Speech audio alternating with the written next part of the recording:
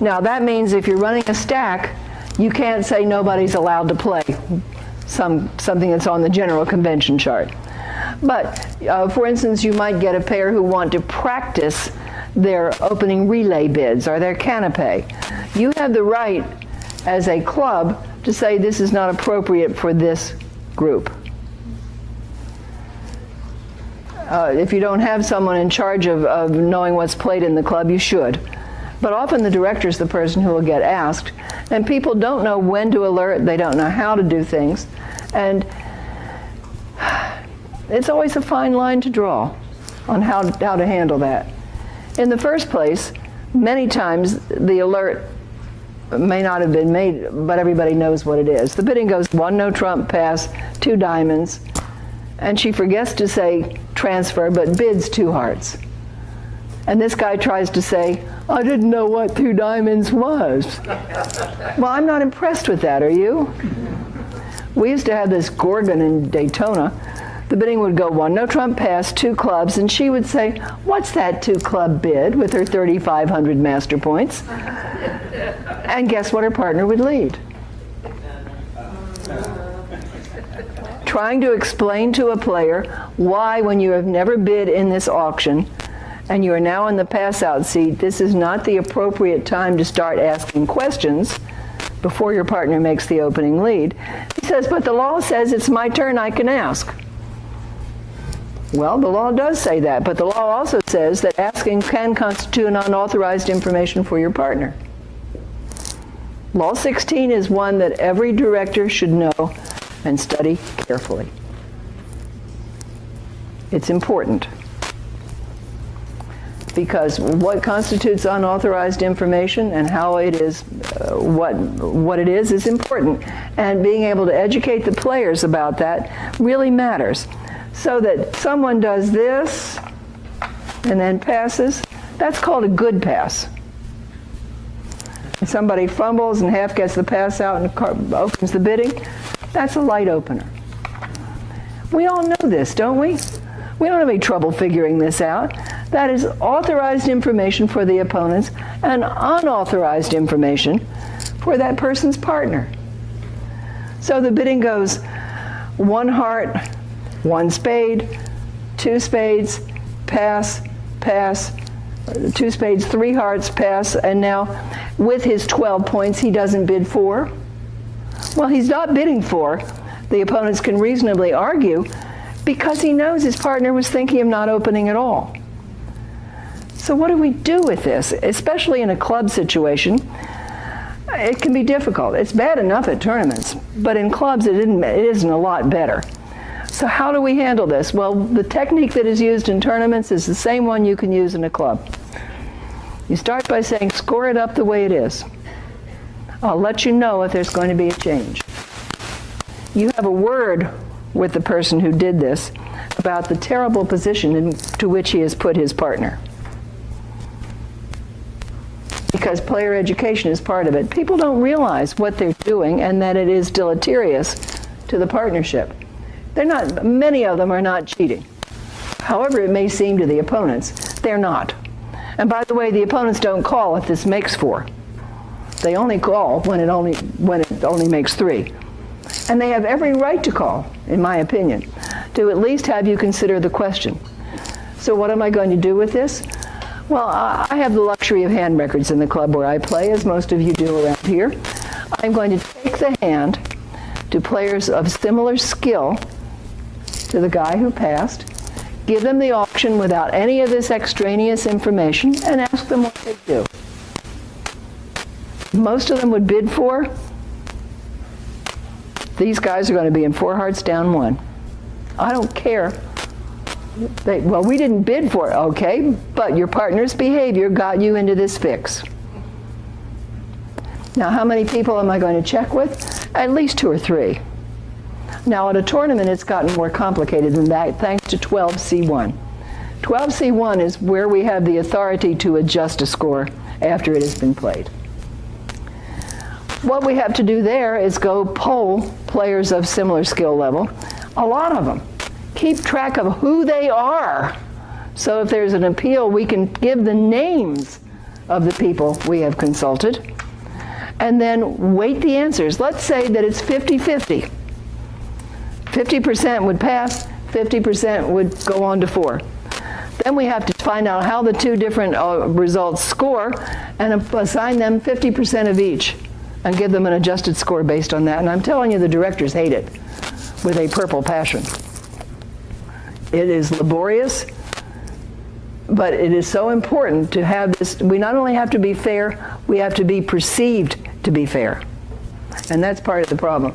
So saying, I decided, unless you're dealing with the most rank of beginners, is not the way to do it. And don't forget, if you have 2,000 points and you're dealing with the 0 to 20s, your opinion of what the partner would do is not necessarily correct.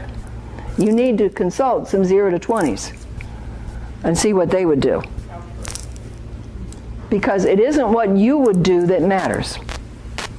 It is what players of a similar skill level would do. I was taking care of a top bracket one day, and I got a call about a hesitation and whether or not the subsequent action was appropriate. And what we have to do is, we've always had to go out and poll the players of that skill level, and finding people with more than 30,000 points isn't always easy. For one thing, they play fast, either faster or slower than everybody else, and getting hold of them isn't so easy. But I polled a bunch of them, and as it happened, the answer surprised me, and it was virtually unanimous. So now I have about 3,000 points. At the time I had maybe 2,500. I went and polled about 7 or 8 people with the same points I had. We all bid it one way. The people with 30,000 were consistent also, and they bid it a different way. That to me was the best example of how important it is to remember the skill level of the person that you're consulting. Now, skill level in a club can also be how much of this is longevity points. We had a darling guy who got to 199.9. He said, "Do I really have to quit playing on Mondays?" And I said, "Dick, you're 92 years old. You can't play every week because your health won't let you. You can play on Mondays as much as you want." He actually came in 4th or 5th, maybe once every 2 months. Nobody wanted to turn Dick away. And the fact that he had over 200 points was irrelevant. Well, we all know some people who are in situations like that. And so you go to the skill level and you get someone who plays no conventions, and another one who's a scientist. Well, we need to check with some people who have generally the same approach if we can. And there's nothing that says that you have to make that ruling now. Score it up the way it is. I'll let you know if there's going to be a change, and off you go. You will find that the more accessible you are in explaining rulings when you give them to people who need explanation, who really are about to sputter, or who say, well, okay, where it's clear they don't get it. If you take that few seconds with them and help them understand the ruling or what's going on, then more and more people will call you when they should. It's frustrating to have someone come up to you after a game and tell you something that just makes your hair stand on end because it's so wrong. But you weren't called at the time and you can't fix it. That, however, does not apply to zero tolerance issues. There's a good pamphlet up here on zero tolerance. One of the points it makes is that you do not have to be called at the time if it's a zero tolerance. You can give a penalty 5 rounds later. Because what will happen in ZT situations is people don't want to make the thing worse. They don't want a confrontation. Do we all agree on that? If somebody's really behaving badly, they just want it to go away. And then they come up to you when the game is over and say, you just can't believe the way he was talking to, whatever. You can go back and give a ZT for that afterward, and I've done it. You can just take the person aside. I need to talk to you for a minute. Your opponent on round 3, you don't tell them who it was, just your opponents on round 3 or 4 were really distressed by the way you were treating your partner. And the consequence of that is that I'm taking, and it doesn't have to be just 3 points or a fourth of a board. It can be whatever you think is appropriate. Again, I think there should be a club policy. But we had a fellow, we said, the next time you open your mouth, you're getting a full board off. And the time after that, it will be 2. And the time after that, it will be 4. And if there's a fourth time, you're going home. In this 6-month period. You've got 6 months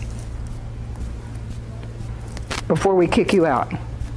And you don't have to put up with that stuff. Nor do you have to put up with someone squabbling with you about your ruling. If you don't stop it, I will give you a ZT. I'll be glad to talk to you about this later, but we are done for now. You're disturbing other tables, you're holding up the game, and my job is to do what's good for all 10 tables in this room, not just yours, so stop it. Most of you know me well enough to know I don't yell at players very often, but I have done it. In fact, I let go and really let a lady have it in Orlando a little while back. She came in to buy an entry and said she needed an entry where the light was a specific way. And I said, well, go look at the tables and come back and tell me where you need to sit. And she said, when she came back, and I've forgotten my hat. I need a hat. I couldn't make this up. No, she actually wasn't. She was not actually from Boca. No Botox, no diamonds. So I went and found her a hat, and as it happened, that was the morning session. Her partner bought the entry in the afternoon, and I didn't remember who her partner was. I mean, I had no reason to notice who her partner was, and her partner bought the wrong table. Well, this woman didn't come back to the desk and say, I'm sorry, I really need to sit at table X, Y, or Z. She called me over and said, you have put me at the wrong table. You should know that this is not where I should be sitting. And I said, if you had asked in a timely fashion, I would have been glad to move you. She said, you don't understand. And I said, if you had asked in a timely fashion, I would have been glad to move you. Well, can't you get them to switch with me? If you had asked in a timely fashion, I would have been glad to move you. Well, I'm not satisfied. I'm going to write to ACBL. I said, and if you don't stop talking, I will kick you out of this game. Do you hear me? And the people around were going, whoa, I didn't know Lynn could do that. I can remember watching Millard Natchway dealing with a player at Nationals. Millard was a wonderful director, one of the best, and one of the things that's smart to do is to see a director you like, and what is it you like? Model yourself on the behavior of that person if you can. But I just thought Millard was fabulous. And this guy's really giving him lip. And I thought, why is he putting up with that? So at break time, I went over and said, excuse me, Millard, but I'm just curious. Why would you let him talk to you that way? And he said, oh, he knows where the line is, and he was dancing on it. But he hadn't crossed it. He said, one of the things we do with someone who really seems to be losing it, we don't have to penalize them, we just take them out of the room for a minute. Come with me. And you step outside the room. You don't have to do anything but say, cool off. You don't have to give them a penalty if you don't think one is appropriate. But everyone else knows that he went to the woodshed. And it's important for you not to be pushed around.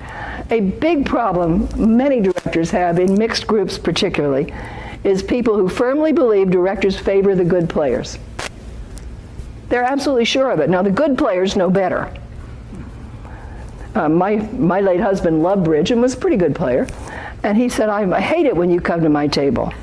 And I said, why? I'm pretty nice. And he said, yeah, but you never cut me any slack. And of course I don't. I would bend over backward not to play favorites. Now, do we treat newcomers differently from the people we know well? Perhaps we do. I can object violently to somebody who's saying, well, you can't be fair to us because you know his name. You're calling each other by name. And I heard a wonderful answer to that, and the director smiled, and this was Terry Lavender, who's another wonderful model.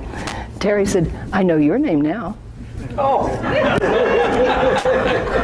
What a perfect answer. But you have to be in control of the room, and you have to be willing to be.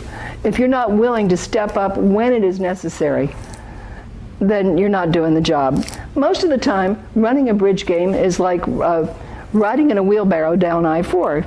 If it has enough horsepower, you don't even need to steer it very much. It's easy. It's when a wheel comes off that it suddenly matters. When a mistake happens, knowing how to fix it, acknowledging that there was a mistake, and taking the blame if it's yours. Back before we had the dealing machine, I came in one Thursday afternoon to make the boards for Friday.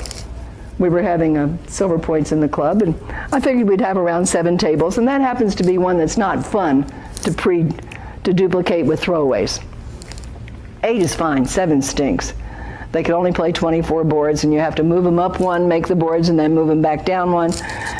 It's a pain. So I came in to do it ahead of time. Unfortunately, neither the director who was working that day nor I bothered to notice that she gave me that day's hand records. So I made 36 Thursday boards for Friday. And about the second board of the first round, I got a call. Lynn, I played this hand yesterday. And I went and checked, and by God, it was. And then I looked at a couple more. They were yesterday's hands. Now understand, we have no dealing machine. We have no extra set. And I said, okay, everybody stop. I have screwed up. Please take your cards and sort them into suits and put them in order. And take a 10-minute break. And while they took their break, I did board 1, board 5, board 9, board 13, and so on, so that everybody had the first board of the round. And then while they played that one, I did the next one. And I got all 4 of them done in a timely fashion. I was exhausted. I'm not a drinker. But I seriously, if there had been some gin, I might have tried it. But you know, I got nothing but good reaction to that. We only played 24 boards, because after all, we had played a 7th round. But 24 boards is more than a legal game. It's only 18 for a legal game. And everybody realized that there was a problem. It was acknowledged. The players did not get blamed. And it got fixed. That's all they care about. You do something so that when you get to the halfway point, all hell breaks loose. Well, end the game there. Put out a new set of boards, even if they have to shuffle and play them. Set up a second game, score it, and then combine the 2 scores. Nobody cares. They came to spend Tuesday afternoon playing bridge. Do they care whether or not it's boards 1 through 28 from set A? They do not. What they care about is that they get to play 28 boards. And that it's not their fault, even when it is. Now, what happens too often is that the director has help. And the help screws up, and the director is still responsible. There's no question about it. The director is still responsible. And there's no point in pointing fingers. Well, if she hadn't helped me, this wouldn't have happened. What is that going to accomplish? She's never going to help you again. She's never going to help me again. I'm going to look like a jerk. And that's not going to get the players their 28 boards. So, to me, farmer, I had a friend who was a sheep farmer, and he used to say that the 10 minutes he spent sitting on the fence every afternoon watching the sheep come back in was the most important part of his day. Well, for us, the detail of setting the room up and taking responsibility for that, and then making sure that things are just running smoothly. Yeah, I'm a knitter. A lot of you already know that, but I'll take my knitting and a book with me when I'm directing a lot of times, but I'm aware of where the clock is, and I get up at that 3 minutes and walk around, and I move boards and I take them away. And our players have learned that it's right to call the director, which is a great and good thing. So, when they call the director, how are we going to educate them, and what do we know? In the first place, one of the most important pieces that you had here, many of you may not have taken, but you should. This is actually online on the ACBL website, the alert procedures. It is one of the best written, most effective teaching tools you will have for players. if they don't understand why something should be alerted, or how to alert, or what is anything about alerts, this is wonderful. It is worth pointing players at it. It's worth taking an appropriate section and making a copy of it. And it has lots of examples, and you will find it just wonderful. For instance, there's one here that I had never run into, and I needed to know this. I actually emailed a friend and asked him where it was in alert procedures, and he told me. This is the qubit compilation. It shows you a lot of different qubits and what they generally mean and whether or not they require an alert. All you'd have to do is just highlight this on the ACBL PDF and copy it onto a document, print it and hand it to a player. But this alert procedures is wonderful. I'm writing a column for the Sunshine Bridge News now for directors, and I quoted this first section here at the bottom of the first page in my last column about alerts. Bridge is not a game of hidden meanings. And now these two have been playing together for the last 8 years. They're regular partners. They play together every Tuesday and Thursday. And somebody asks Pam what else's bid means, and she says, I don't know. And the director gets called. How am I going to handle this? On the other hand, Ginny and Margaret have never played together before, and Ginny's a novice. And they ask the novice what Margaret's bid means, and she really doesn't know. Am I going to treat them differently? I am, especially in a club situation. These two are going to get told, you have no excuse for this. You have played together too much. This is too common a situation. Get your act together. Your cards are not filled out alike, and if they're not filled out alike by the end of this round, I'm going to penalize you.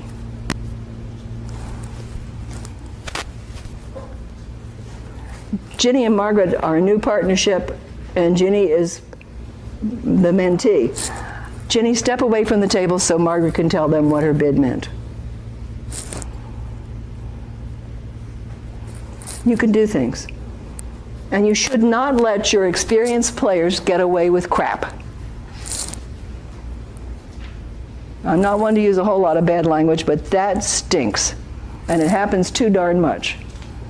And it doesn't have to, and as director, it is your job to stop that. Now, I even do this with the 199ers. If they're playing together all the time, I say, you have passed the point where you can say you don't know what that bid means. Now, on the other hand, someone can say perfectly honestly, I'm having a senior moment. I know we have an agreement, but I can't remember what it is. Well, I'm not going to penalize anybody for that. We're human. That's the one I'm going to send away from the table and let his partner explain.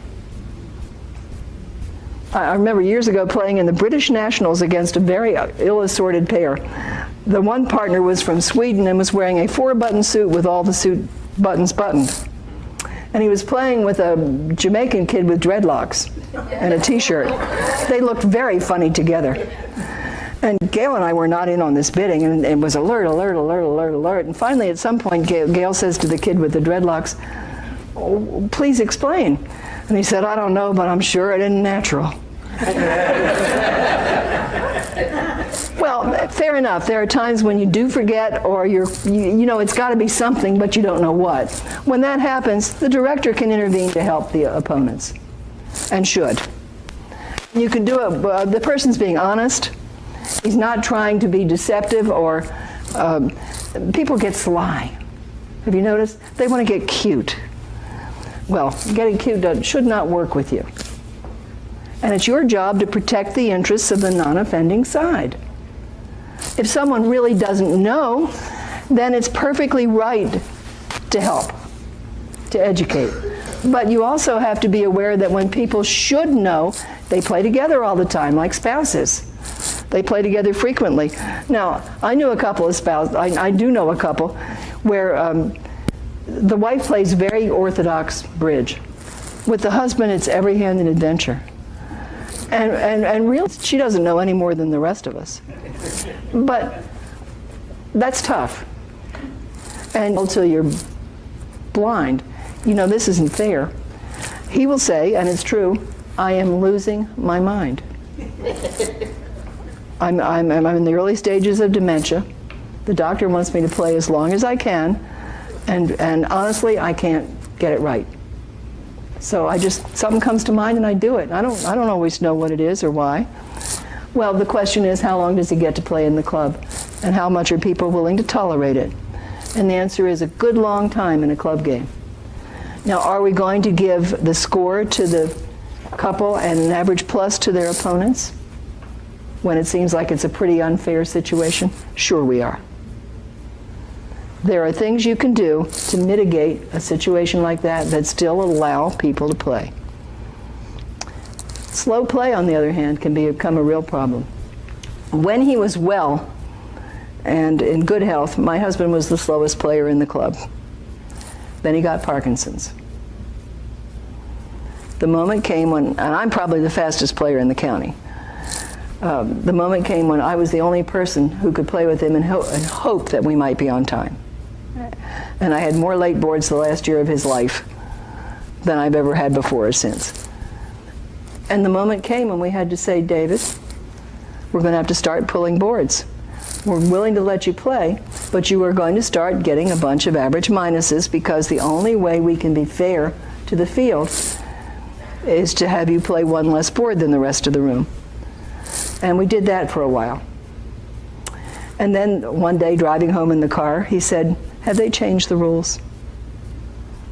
And I said, no, the rules are pretty much the same. He says, I guess I'm done. About broke my heart.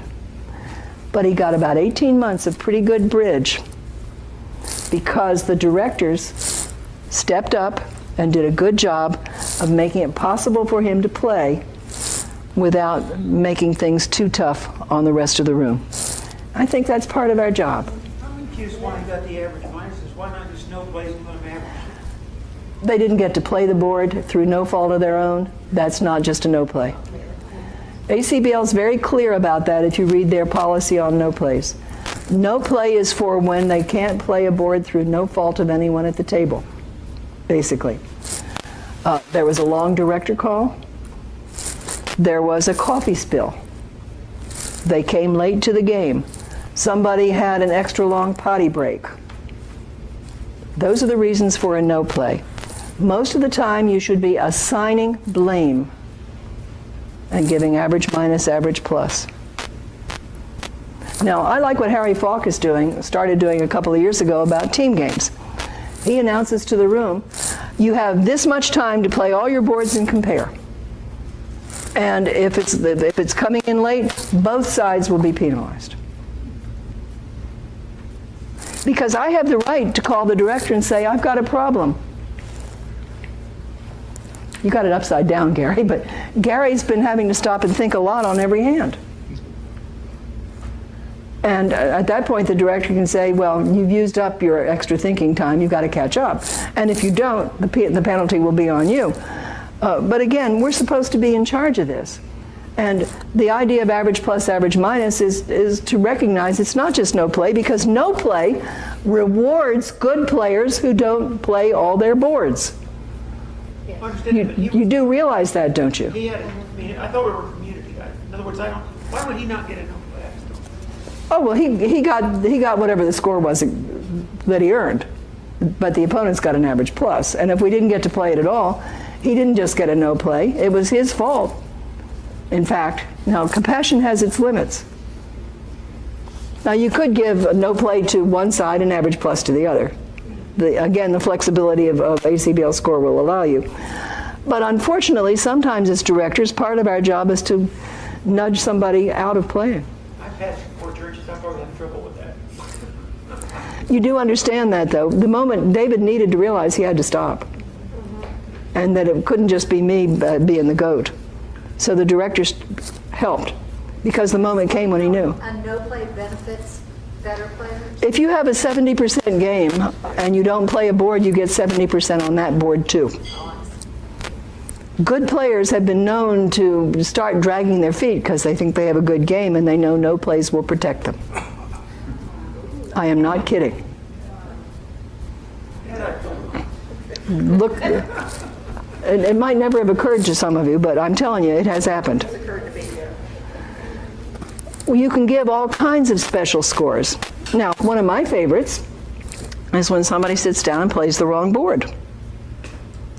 So you were supposed to go to table 7 in section B, and instead you wandered over and played at table 7 in section A. And the people who should have been at 7 and A say, oh, somebody's in our seat, I guess we get coffee.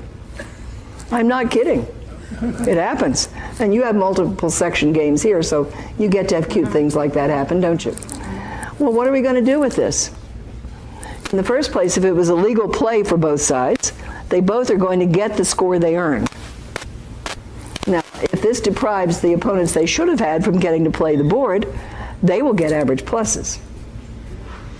But if you have a legal play of a board, even though you're playing it against the wrong opponent or in the wrong seat, your score counts. An ACBL score will allow you to do this. It's a good idea to play around with ACBL score at home and think of dastardly things and try to figure out how to deal with them, because it really can help. There's so much you can do, and if you're using the bridge mates, there are things you can't do.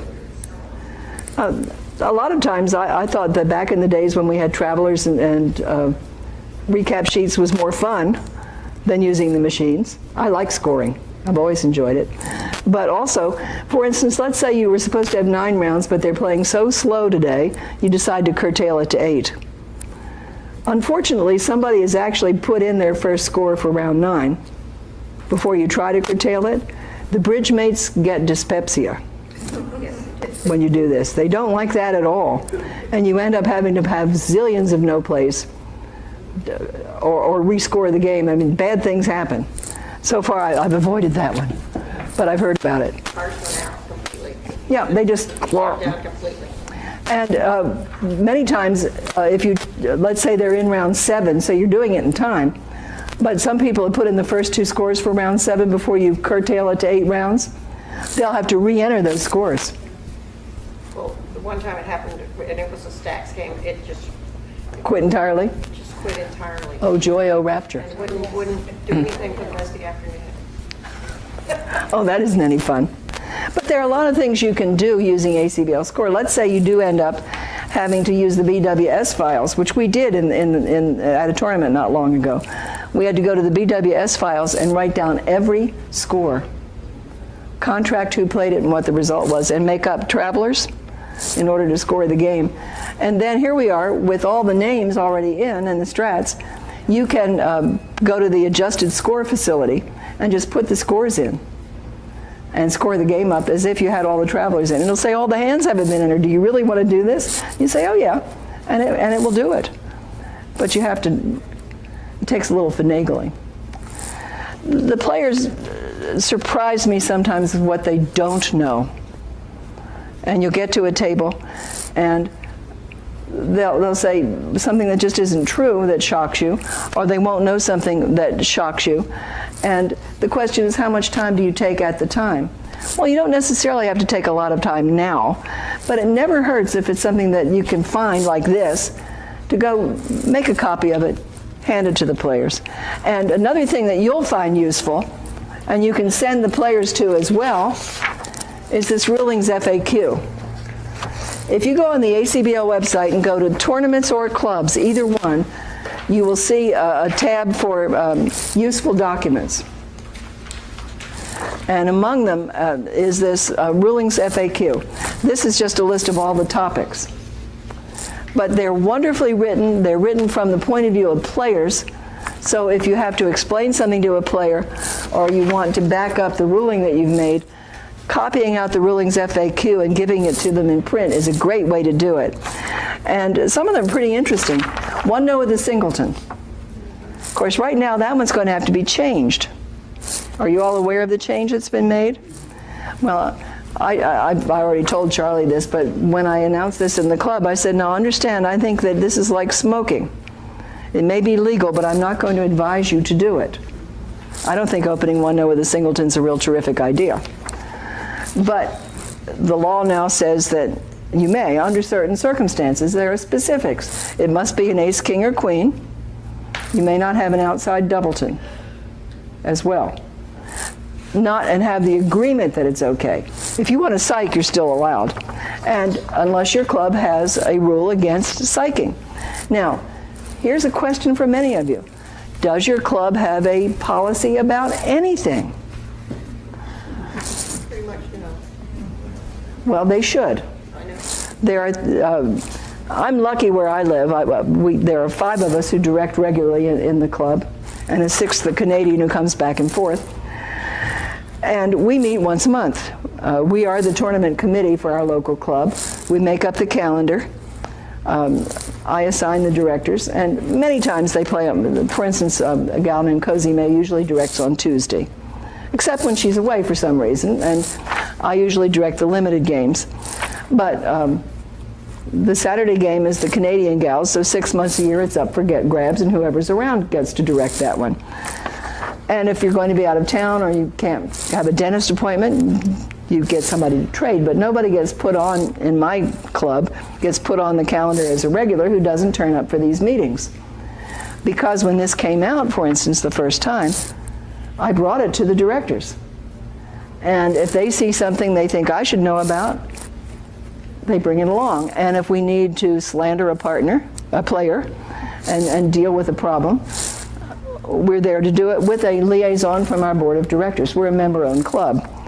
The proprietary clubs have different problems because the owner-director very often really doesn't want to displease anyone, and learning how to deal with that is tough. I remember, though, years ago going to a game in Americus, Georgia, which is a lot bigger than DeLand where I lived, and it was a 3.5 table game in a woman's house. We had our own building, and we're running 15 to 18 tables. This is back in the heydays of the 60s. And I asked the woman who was running it, who seemed awfully nice, why is this game so small? She said, you see those two? It was a pair of rather formidable-looking older women. I said, yeah. She said, they drive people off all the time. I said, why are they still playing? Well, they're here every week. Okay, well, that's 2. How many have they driven off? And she started adding it up, and she said, oh, my Lord, they've driven off 20. That, to me, is a no-brainer. I don't like having to do it, but a couple of times I've had to go to the board and say, you need to write a letter to, I'll pick you, Ginny, because you're handy, to Ginny and say that if your manners don't change, we're going to ask you to withdraw. I've only ever had to do it twice. But both times we followed through on it and said, I'm sorry, if you can't behave any better than that, we don't want you. And that starts at the game with the director. And if you have to be proactive in these zero tolerance issues, you have to. You can't have somebody saying, well, you don't know enough to play in this game, sweetie pie. I've heard that. And I went boiling over to the person and said, what gives you the right to tell this guy with his $5 that he can't come spend them? Do you realize what you just did? Well, he doesn't know enough. I said, did you offer to be his mentor? Not me. I said, then shut up. What about, though, when directors do this with an attitude at the tournament? Man alive, I would be at the head director's office in a heartbeat. Well, it seems to be, I mean, I've heard attitudinal issues, raised voices, lots of things. It seems to be consistently by the same directors, and in our tournaments, it's consistently. I have a theory about that. I'm a part-time director. Well, not only am I female and a retired teacher, which I think both factor into it, and very, very sure of myself, as you may have noticed, so that I rarely feel like I have to be a bully. Some of the full-time directors, it isn't that what you did was so awful, it's that it's the 32nd time they've heard it this month. And the straw, their backs just break. And you happen to be the one when they finally had enough of whatever the heck it is and blow up. And also, players will do things that are really not very fair to the directors. Ginny is selling entries, and I'm standing next to her to answer questions. I've got my director badge on. I'm clearly available, and they interrupt her to ask a question instead of asking me. They'll do it time after time. Time after time. And then the player says, well, why would he yell at me? I just... And I really think some of the players who complain about things like this need to examine the situation from a director's point of view to some degree. I'm not saying they don't do it, Elsa. I know they do. Could very well be. I know they do. But when there's already a crisis, it's hard to stop and say, I don't have time to talk to you now that the scoring machines just went out in section F. They just say, get out of my way, and off they go. And how are you supposed to know? I agree that's a problem. And it's difficult to deal with from both sides. But truly, the players contribute to it. And I am a TD, and of course I'm going to defend TDs to some degree. That's good to know, and I think... But honestly, most of the time when that happens, they're short-staffed a lot of times. it is not because it's you. Oh, no, and it's usually, I mean, we hear what goes on. Yeah. Because you can hear it. It goes from way over there. Another thing we have to do, though, in dealing with players is make sure that they start making I statements instead of thou statements. Do you all know what I mean by that? When somebody calls the director to complain, if he says, I am bothered by this, instead of saying, he is a jerk. Now, he may well be a jerk, but you're not going to help anything by saying so. And getting the players used to saying what it is they need rather than casting blame is much more important. And that can be hard. In fact, everything about doing a ruling begins with getting the facts and taking control of the table. So these three are squabbling when I get to the table. Now, Lauren called the director. He's the dummy. And it's Isaac? Yeah. Isaac's saying, well, you can't call the director, you're the dummy. And Joy is saying, he's my partner, leave him alone. And I get there when this has been going on for a while, and the first thing I have to do is shut him up. That's my first job. All right, Lauren, you called me, you are the dummy. Did anyone else call attention to the problem before you called the director? Because if so, he's allowed. He can't be the one to initiate notice of the problem until the hand is over. But if someone else says, well, I guess I have a penalty card, Lauren can say, director, please. Clearly, the problem has been acknowledged by someone else at the table. And the director should have been called. And Lauren does. I like to let the person who called be the first one to speak. But is everybody going to get a turn? Yes, if need be, everyone will get a turn. And then once I've heard it, I'm done, and I will say thank you. And Isaac wants to give me one more, and I'll say no, I'm done. And he starts to do it again, and I will go back, and he starts to give Joy a little grief. And I'll say, one more word out of you, and you will have a ZT. And then Joy starts to answer back, and I said, and you too. This is done. Now, I'm a pretty nice person. People like me. I'm generally polite and gentle. I don't cuss a lot. And I'm never going to curse at a table. But part of my job is to take control of that and stop it. A friend of mine got to a table, and these two old guys had picked up the table cards from their table and an adjacent one, and were hitting each other with the table cards. And she said, you two, out. You go out that door, you go out that door. Out of here. I mean, it's flabbergasting, some of the stuff people will do. But she got there. She realized they had to be separated, and she wasn't going to send them out the same door because she knew what would happen then. And this he started it stuff, what is this, 4th grade? I don't care who started it, I want to fix it. And part of your job is to fix it. When it's a matter of rules and laws, we're all going to get them wrong sometimes. You pick the wrong law. I can remember doing that, and I was brand new tournament director and nervous. And I went to this table that had 4 players I knew were really good. And I started to deliver the ruling. And somebody of the level of Larry Cohen or Mike Lawrence says to me, have you thought about Law 42? Couldn't have been nicer about it. And I said, excuse me.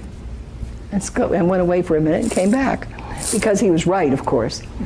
When the player questions you and you don't have the law book in your hand, you're already making a mistake. You should have the laws with you. And we know, if you're directing for a while, you'll get so you know a bunch of laws well. So I'm going to go back to the one we started with. Remember that? Now let's pretend that you're an absolute beginner. You're in the declarer in 4 spades, and the deuce of clubs has been led from the wrong side of the table. Here's the card. So I go up to this fellow, and my first question is, did anybody tell you it was your lead? Yeah, I did. Put it away, the correct guy's going to lead. That's number one. No, I did it all by myself. And at that point, I'm going to remind him that if he had led face down, and I'm going to pick the card up and put it face down. If you had led face down, you'd get to put it away and there'd be none of this going on. But you just gave the declarer a banquet of choices. Now, I'm going to use the card as my visual aid. You may accept this lead. And if you do, you have 2 choices. You can see the dummy now, and the dummy will play last on the trick. Or you can turn your partner into declarer. But maybe you would rather have nobody lead clubs. If you say that, he's going to put this club back in his hand, and his partner has to lead something else. Or you may want a club lead, but you want a club lead from Mr. Jones over there. In that case, he's going to have to lead a club. He gets to put this away and play the club of his choice. And there's even one more dessert on this banquet. You may tell him to lead anything he pleases and leave that club on the table as a penalty card. And he has to play it at his first opportunity. But I'm going to stay here till it goes away. And I do. Now, I've taken my time. I've tried to inject a little humor. I've used the card itself to try to help the declarer understand the choices. They stand there, they look like, why can't you just tell me what I have to do? Way too many choices. Well, so, and there's a distinction between giving them a little information and coaching. I can't tell you what to do. I try to sit, they try to show me the hand. I don't want to see your hand. But look at your hand. Is it to your advantage to have nobody lead clubs? Or is your hand, here's a good example, if I've got 6 points and the bidding went 1 no trump, 2 diamonds, 2 hearts, all pass, maybe it would be better if my partner's hand weren't out on the table in another bid. That one won't work. That kind of thing. 1 diamond, 1 heart, 4 hearts would be a better example. So I can accept the lead and have my partner play it and conceal the 20-point hand and have my 6-point hand out on the table. Now, I haven't seen his hand. He doesn't have 26 points, and his partner doesn't have 20. So clearly, I'm not coaching. Would I do that with a player I did not know who was playing in an open game? Of course not. If I'm over in the 199ers and I've got somebody wagging his tail and saying, this is my first tournament, I'd be much more likely to do it. But a little education and choosing your words as you describe the choices makes it a whole lot easier. And if the players don't understand why something is true, then getting some documentation for whatever it happens to be that they can take home and read at their leisure accomplishes a couple of things for you. Number one, you've heard me use the expression value added before. Part of the reason people come to your club rather than another one is the superior quality of the directors. And why are they good? First of all, they seem to know the rules. And second, they give you stuff. And it does make a difference to people. It really does. Offer to have, from time to time, a workshop before the game where the director will sit and answer questions.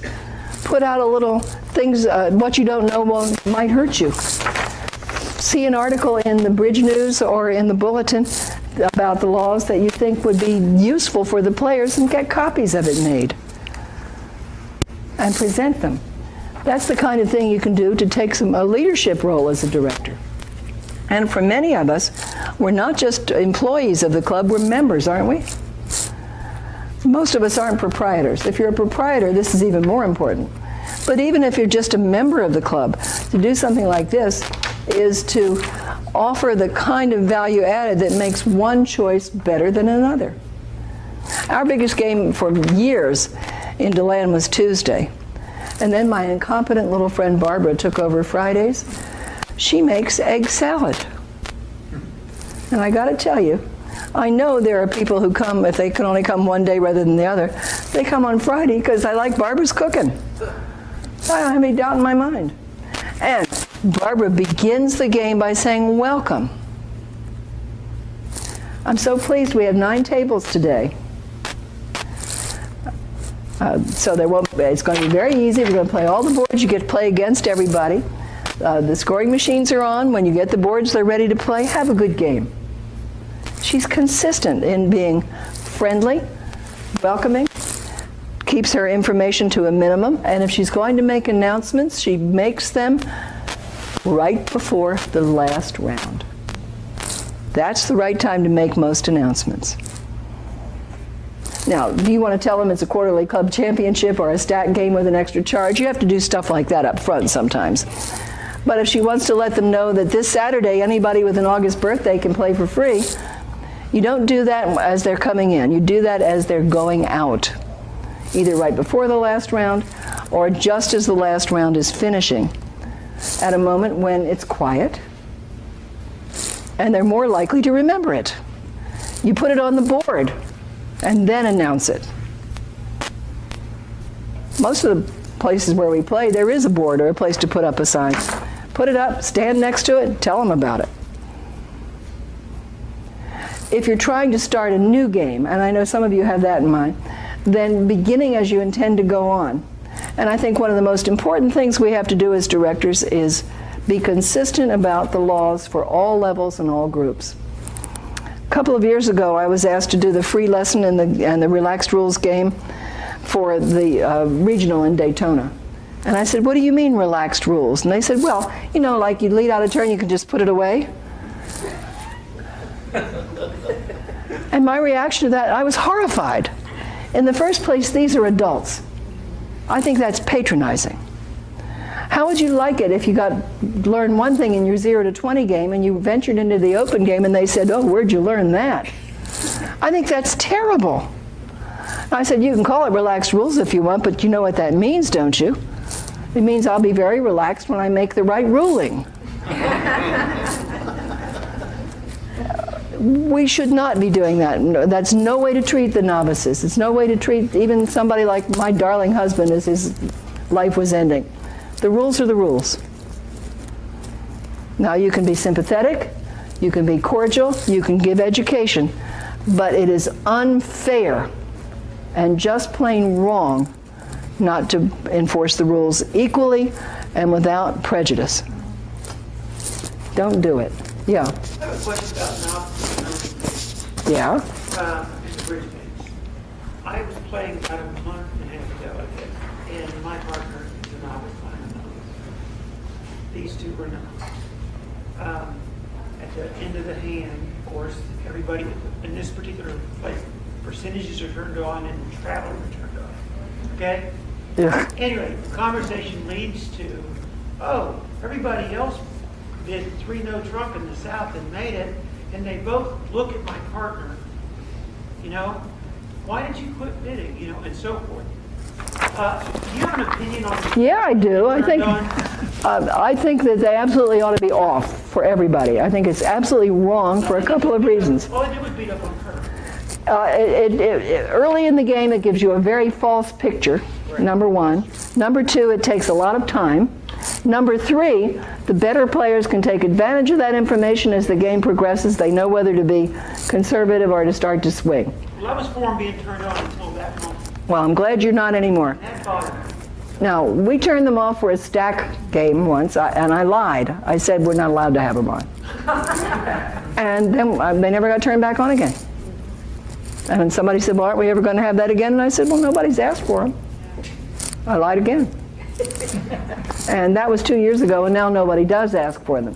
I think it's absolutely wrong for that to be on there.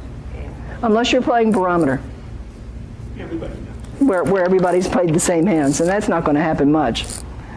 To me, that kind of thing is so unfair, and to pick on the novices, I mean, and it can be hard for me. I'm a teacher, and somebody will just do something that makes me ache.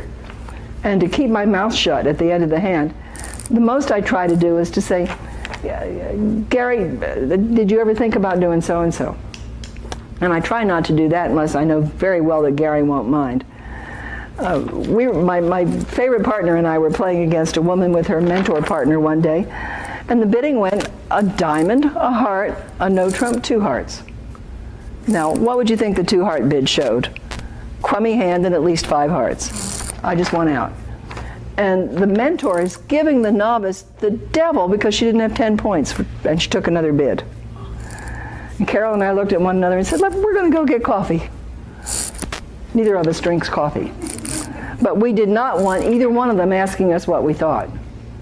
We didn't want to say to the mentor, you're an idiot. And we didn't want to undercut the mentor with the mentee,